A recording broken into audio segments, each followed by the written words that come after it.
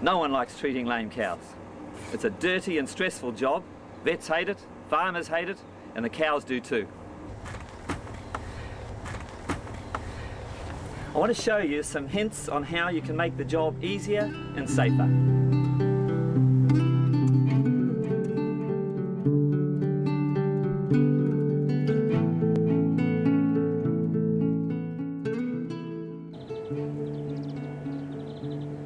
You don't need a complicated kit to treat lame cows. This is all I use. 2 knives, a left and a right-handed knife. The knives have got narrow ends which help you get between the claws of the cow more easily. I store mine in a inflation. That saves the sharp edge that I've got from injuring me, but also keeps it sharp.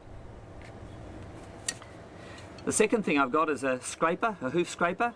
It's good when you want to put on cow slips or clean a foot up to find out what's going on in the sole. A real handy instrument. Then hoof testers, because it's a waste of time working on the wrong claw. First, use the hoof testers to find out where the pain is. Double action hoof cutters make the job a bit easier if you need some trimming. Then either a glove, mainly to protect my wrist, that's where I cut myself, or else one of these, a sleeve that just protects that wrist area and leaves your fingers free. A copper or iodine spray in your kit will help complete the job. And finally, a rope to tie the leg up. I like to use a strap which is wider and doesn't hurt the cow's leg and works so effectively. It needs to be 3 meters long. Before treating a lame cow, you need to decide which foot to tie up. A cow lame in the front foot lifts her head when she puts the sore foot down. A cow lame in the hind foot drops her head when she puts the sore foot on the ground. Examining and treating lame cows is never easy. Poor facilities can make the job slow and dangerous. For larger herds, or where there's a lot of lame cows, a special crush like this needs to be installed. A crush like this is safe for the cow and for the operator. For the cow it's safe because she has a head bail to hold her head and straps under her body to make it safe for her footing. She won't fall to the ground. For the front foot, there's a special place where you can wind up and hold the front leg. For the back leg, again, there's a ratchet to be able to lift the back leg up so you don't have to do it yourself. In a crush like this, it's safe to do a cow single-handed. And here's how it works.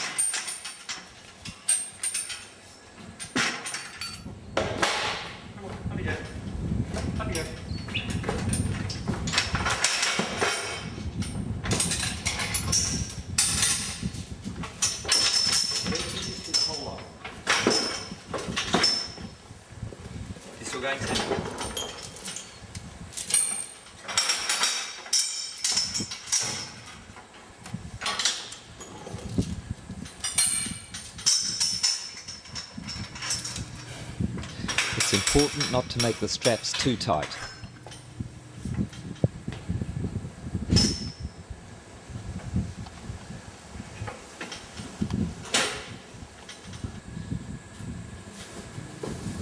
Attach the rope just above the fetlock.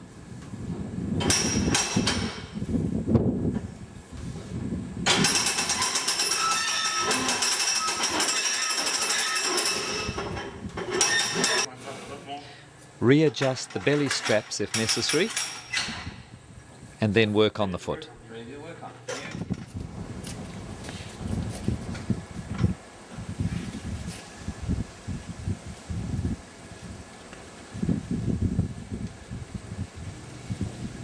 With the front foot, also attach the strap above the fetlock. Watch the back foot while you do this. I'll often loosely tie the back foot to an upright to prevent a kick.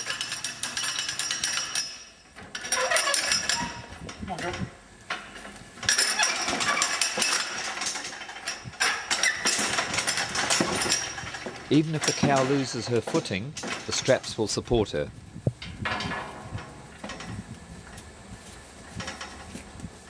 Yep.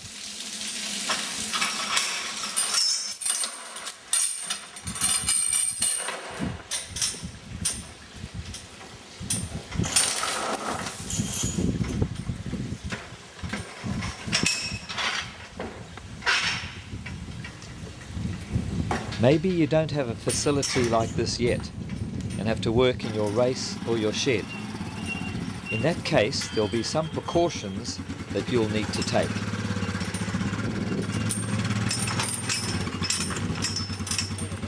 For safety's sake, always have an assistant.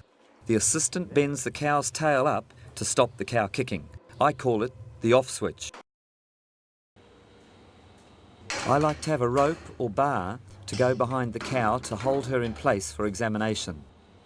The safest one I know is this locking bar. The best restraint I know for cows in a herringbone shed is this particular type of bar. This bar's got a swivel, a double swivel at this end, which locks. The harder the cow pushes against the other end, the harder that locks. Even a person that is small compared to the cow can hold the cow because the cow is pushing against the bar, locking it. The harder she pushes, the harder it locks. Whichever foot is lame, the usual place to tie the rope is above the fetlock. I recommend using a quick release knot like this. Hang on to the other end, throw the free end over your hand and grab it underneath, making a loop. Poke a bow down through the loop and tighten it, and then push it up against the cow's leg. I include a foam pipe like this to go between the leg and the bar to make it more comfortable for the cow. The leg is drawn up to the rail and the free end passed to the assistant, never tied. If needed, the leg can be released quickly. In a vet bow like this, you can tie the back leg to the upright closest to her back leg and work in a crouched position like this. If you use a lifter like this to lift the leg instead of tying it to a bar, it's important that it's positioned in front of the hip. So it pulls the leg forward, the cow's then comfortable sitting on her own leg. If the position was behind the hip, the leg comes out back here and it's uncomfortable and the cow will kick all the time. When using a jack, the pairing is done in a standing position, working away from yourself. The dangerous thing about lifting the front foot is the back foot. Get your assistant to lift the tail while you attach the rope. Then they should come up and stand next to the head to hold the end of the rope. In a herringbone shed, the leg to be tied must be next to the pit. Tying up this other leg might seem easiest, but it's dangerous in a herringbone shed for two reasons. Firstly, this leg has to take the weight of standing, and it's right close to this nib wall or edge. I've seen cows slip over the edge because of it. The other reason is when that foot's tied up, the cow tends to lean in that direction, away from this bar. All the weight goes onto the bar behind her, and if she falls over, all the weight goes onto her hip, and she's likely to dislocate her hip. Now for a front foot. Tying it to the gate is not a good idea, because the gate is not solid and can be easily damaged. And secondly, it is difficult to work on the foot from that position. First, push the cow hard up to the gate to attach the rope. Then allow the cow some backing space so the leg can come closer. Pull the free end of the rope gradually, bringing the leg up to the rail. Sometimes this is easier said than done.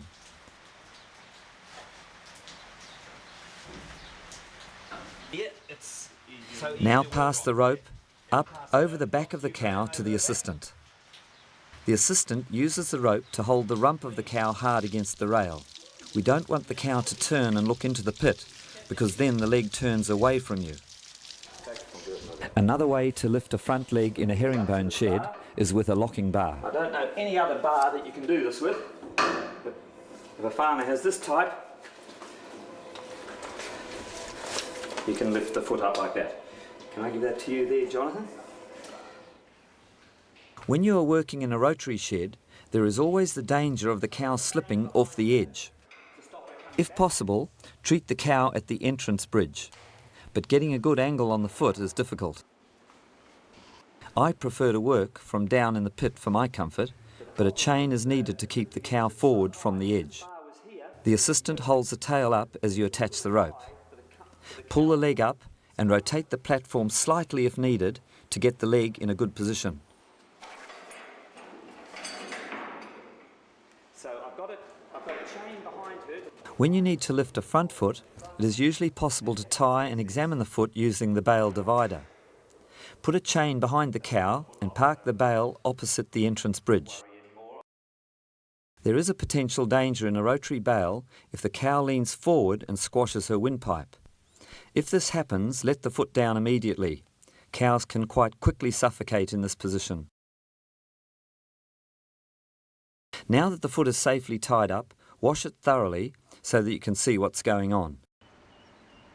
The foot has been beautifully designed to carry a heavy animal over hard, dry ground, and yet it is able to withstand wet and muddy conditions. The foot is hard, but has an elasticity that absorbs rocks and hard surfaces. On the outside is the wall or nail of the foot. The nail begins at the back here and folds round to end in the middle here. Underneath the foot is the sole. It grows from a different place to the wall. The wall grows from the hairline or the coronet downwards. The sole grows from just below it, from the quick.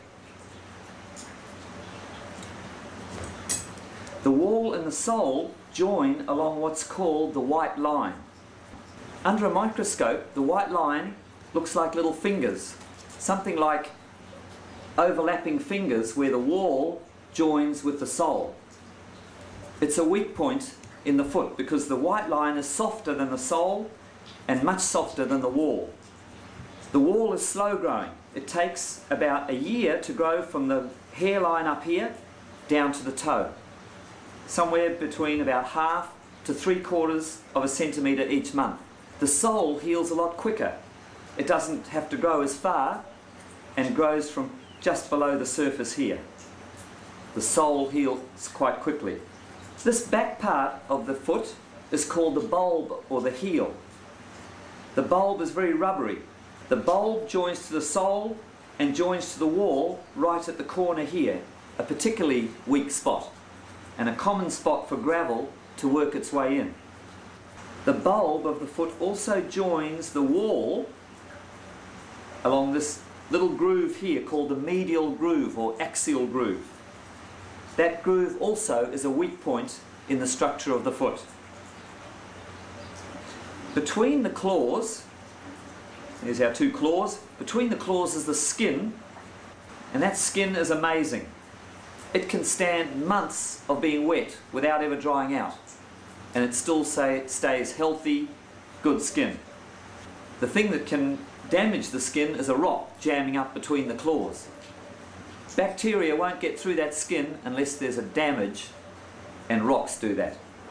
When a cow walks, she walks on the wall of the foot, the outside edge here. It's meant to take weight. However, in our dairy cattle, the sole is worn flat, and so our cows usually end up also putting weight or pressure on the sole. When the sole is worn thin like this foot, all these weak points become even more prone to damage. So you can see there's quite a few weak places in the foot that are prone to injury. Never use antibiotics without first examining the foot. There's a few simple things I do when I examine a foot. First, check between the toes for rocks or foot rot. Check the sole for anything obvious. If nothing is obvious, I clean the foot thoroughly, looking for any marks on the sole or between the claws to give a hint of an injury site. A gentle scrape of the sole can help. Before pairing anything, I test the suspect area for a pain response, always comparing the response with the non-injured claw. A healthy claw can be squeezed quite hard without causing any pain. If you haven't got hoof testers, multi-grip pliers work okay. I test for pain around the white line, followed by the sole. If there is no pain on pinching the white line and sole, I then pinch to check the medial groove like this. If you see an injury on the white line, check to see if it has underrun the wall and broken out at the coronet. Follow the pigment line up from the injury. It may be just about to break out, and in this case will be very painful. Any sole injury will underrun in that direction, medially, to the middle. And I'll always check when I'm examining a foot to see if it's burst out in the middle here, because if it has, I'll work from the middle back towards here. The important thing is to find the injury or painful place before you do any pairing. Otherwise, you might actually cause damage.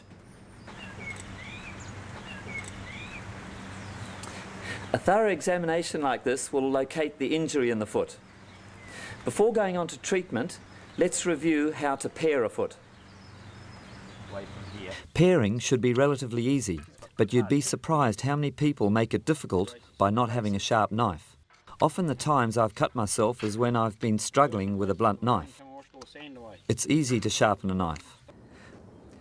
The problem with most knives is that the angle on the cutting edge is too steep.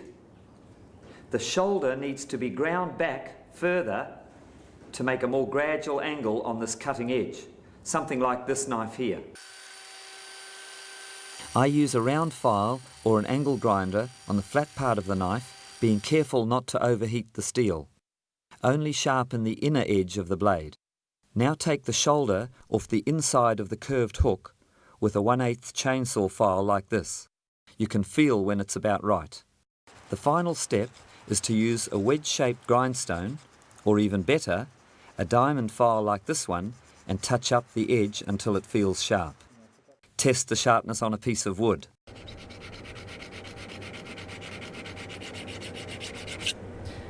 The more you touch your knife up with an instrument like this, the sharper it gets. I usually do this on the farm while I'm waiting for the cow to come in. If you're doing a lot of feet, it's worth getting used to using both a left hand and a right hand knife. Coming underneath this way. If you're right-handed, hold a right hand knife like this and a left hand knife like this. Angle your knife blade to remove or peel off only thin layers at a time, nibbling rather than slicing. Think of yourself as a sculpturer. To remove underrun horn, hook the knife under the separation and take off little bits at a time. Pairing softer parts, such as the bulb of the heel or up near the coronet, a sawing action with the knife makes it easier. If you are pairing between the claws, you can use the other claw as a fulcrum. If you are pairing away from yourself, it's often safer to have both hands on the knife.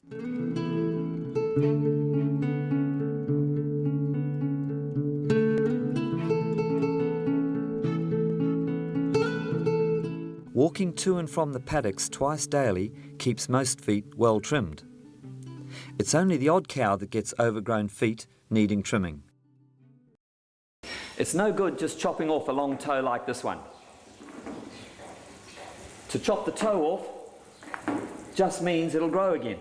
What you've got to do is trim the bottom of the sole so that you bring the front part of the foot down onto the ground and allow it to continue to wear at a good angle.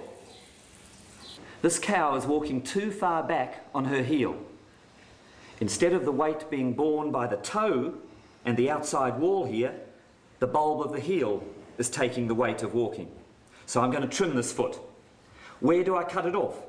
The wall grows about 7 to 8 centimetres each year, the width of a hand span like that. So I'm going to cut the toe off round about here, being careful not to touch the quick, and then I'm going to pair the sole underneath to match that cut off toe.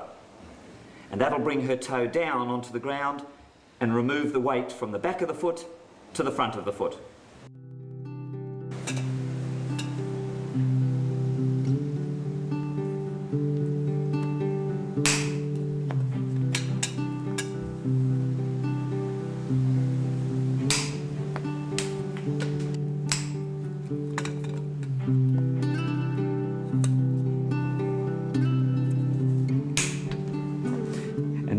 and to trim the sole so that the white line follows right round, evenly round the toe and back towards the medial groove.